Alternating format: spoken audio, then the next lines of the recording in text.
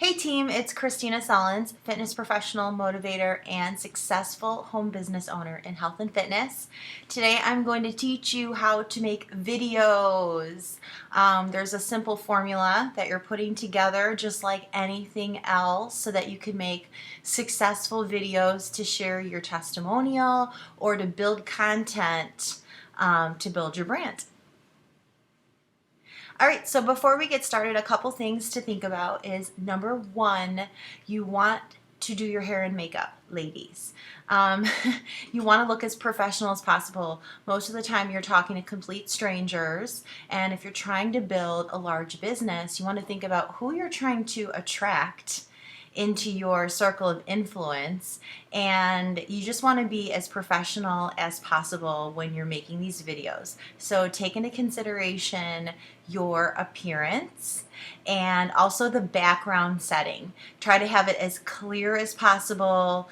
There's no small things in the background sticking out that people are going to pay attention to and not listen to you.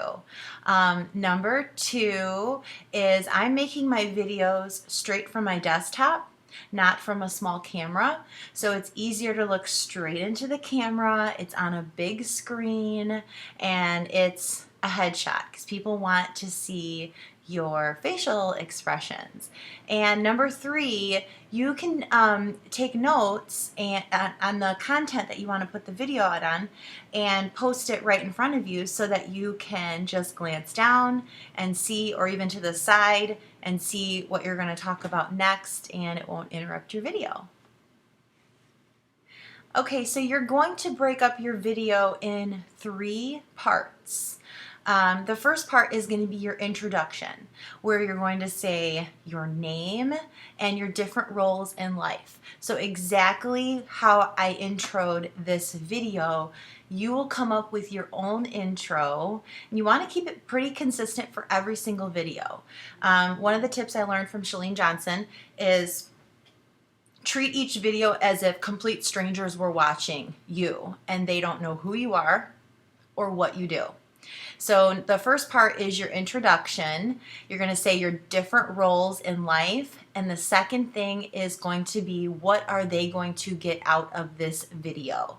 So an example would be, hi, this is Kristina. I'm a fitness professional, a motivator, and successful home business owner in health and fitness. Today I'm going to talk to you about how to organize your home office. I'm going to give you 3 tips to help you stay organized, get more done, and be more time efficient. Something like that. Your intro and what's to be expected of the video is part 1. Part 2 is the content. You want to break the content into 3 bullet points that you're going to talk about. So whether they're on 3 completely different topics, or 3 pieces to what you're going to be discussing, because otherwise you're going to just sound like you're rambling on, and people will just turn your channel and go on to the next video. So 3 bullet points at the max, approximately a minute each, and that will help you stay on track. And the third part of your video is going to be the conclusion / call to action.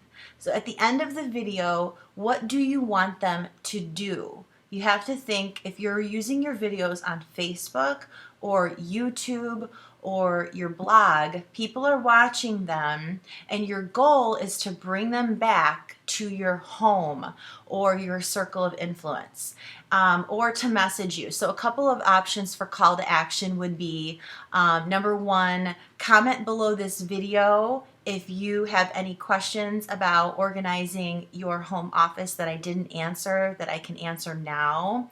Or another call to action would be, you can email me here. Another call to action would be, you can find me on Facebook or visit me on my website, where you'll find more information about how to organize your entire home. Something like that. You're doing your videos on one little tiny piece of content, and they're going to want more if you do it right. So you're telling them where to go to get more.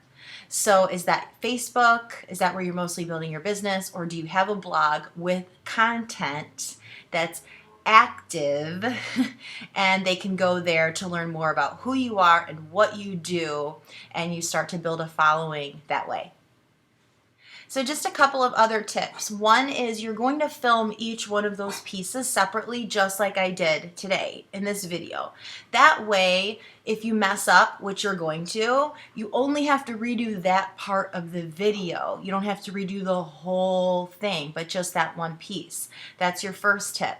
Your second tip is to write out an outline of what you plan to say and deliver in your video and have it in bullet points on the side. And if you're not sure exactly what content, you kind of know what you want to talk about, you're not exactly sure how to put it all together in a video, the best tip is to Google or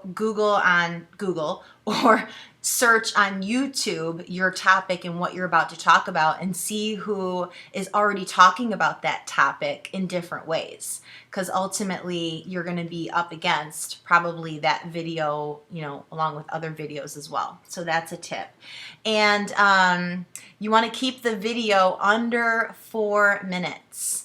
Anything longer than that, people just don't watch it. In fact, they watch the first 30 seconds and they decide if they like you, and they decide if they're going to watch the rest of the video or if they're going to move on to the next one. My final tip with getting started with your videos is that you want to start to brand yourself, and you want to own your success story to this point. So it doesn't matter where you're at on your journey. If you've been a coach for 3 months or 6 months or a year, it doesn't matter. Physically and financially, where are you at? You have to be able to share those stats in some way or another, because that's what your circle of influence is watching. That's what they want to know. They want to know the stats.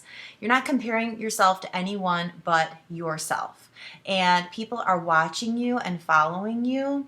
These videos are going to help you build content. They're going to help you build credibility in yourself, not only in your success story, but as a leader.